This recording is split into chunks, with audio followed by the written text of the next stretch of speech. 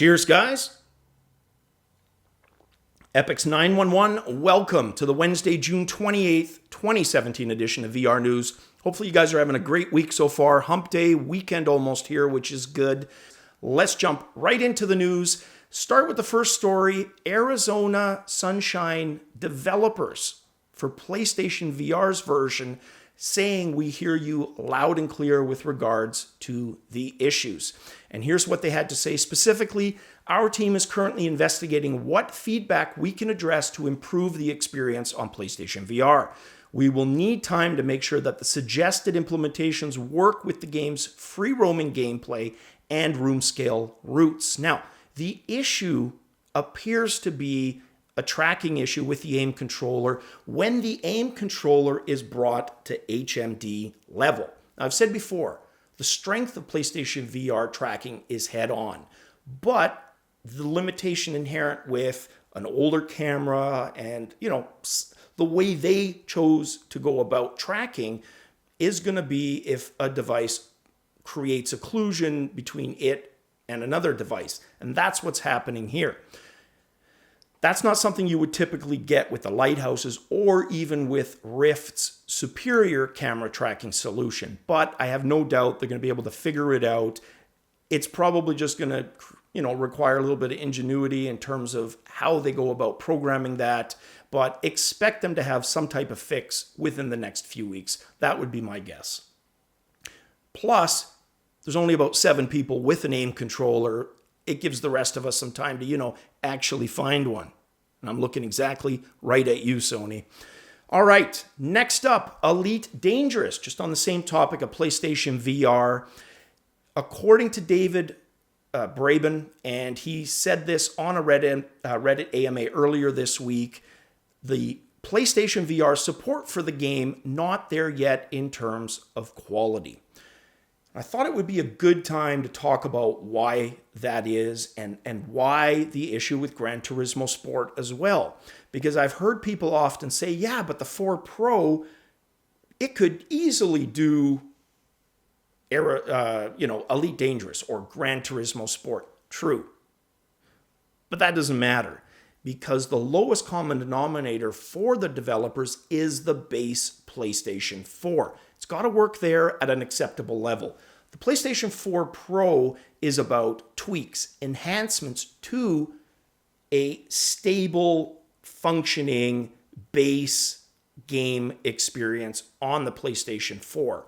Right now, they can't get that working. So sure, both games will probably work on the Pro.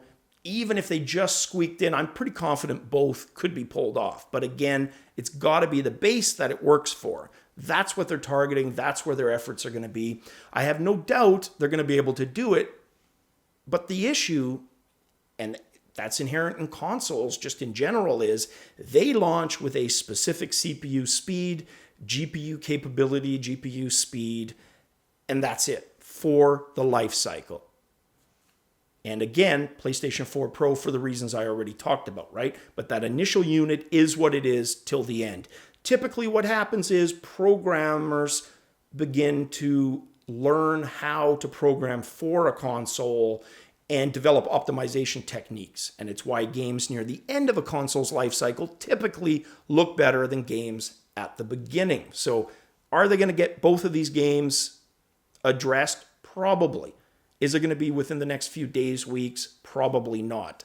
Probably measured more in months, if not quarters, before we see a PlayStation VR version for either Elite Dangerous, unfortunately, right, or Gran Turismo Sport. But I'm confident with heavy optimizations, they'll be able to pull it off because that's the last component.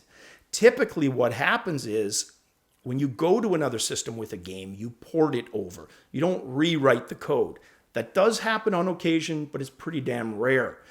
So what they need to do now is look at specific areas and optimize them to get it to work. All right, next up, VRFocus, which is one of the online websites that I use for VR news, to source from. They are at an event called Unite Europe 2017. It's a conference taking place in the Netherlands, and they had an opportunity to speak to Unity XR evangelist Sarah Stumbo. about the tool set, about what it's going to offer people. Here's what she had to say. XR Toolkit is something we're working on right now. It won't be ready, unfortunately, until the fall, but we're really excited about it.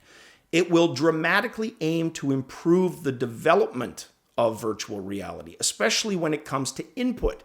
So there's many VR platforms now, Oculus, Vive, Microsoft has their own VR headset. And what we really aim to do is make all of those inputs, all of the controls for them cross-platform, so that you can build one experience for VR and deploy it to all of the other headsets. And the toolkit will be a really great toolkit for developers to get started doing exactly that quickly.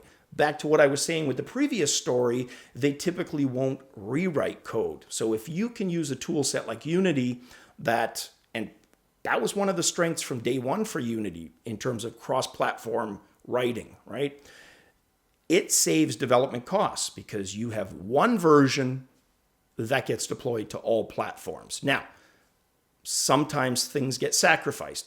Speed optimizations, because you might not realize the same benefit on one platform over the other, but that comes with the turf. So very cool. Definitely a part of Unity to keep an eye out for. All right, next up, VR Production Studios Virtual Reality Associates announcing 3 new intellectual properties. And what has me excited about these guys is they're not just doing the standard experience or standard game. They really want to mix it up. And they didn't get into details on 2 of the 3 really, but one of the 3 IPs that they're working on, they did. And it is a project that will tell the story of Phil Martin. Now, Phil Martin was a boxing trainer. He established a gym in Moss Side, Manchester back in 1981, worked in the area during the riots of that same year, and would go on to train multiple boxing champions before he passed away in 1994. So not only is this experience supposedly going to bring you back there, it's going to combine history with gameplay elements. And that is so freaking cool to me. Not going to be just like watching a documentary. It's going to be like taking part in a documentary. So really cool. Can't wait to see the finished product. All right. And this last story, I thought this would be a good one just to talk about quickly. How scary is too scary in VR? And this is a Venturebeat article. And they talked about how we as humans, obviously TV shows and movies, we understand the horror in those is fake. But virtual reality, it's almost, and it's like when you talk about memories. I have memories of beating video games, but there are memories of me beating video games. The memory I have for Resident Evil 7, completely different. It's almost like it's in that part of the brain of being an actual thing I lived through, right? And I love that game. In fact, the more time that passes, the more I want to go back, try it again, maybe do things a little different because it was so visceral and in your face, and definitely in my top 10 VR, period. So going back to how scary is too scary, I don't want there to be hard limits. Like obviously there's content, there's lines you don't cross, right? Things that just, you don't go there. But in terms of how much fear you generate, I don't think there should be a limit. Health warnings, absolutely, right? Scare warnings, yeah. Have to be an adult, yeah. All of that stuff.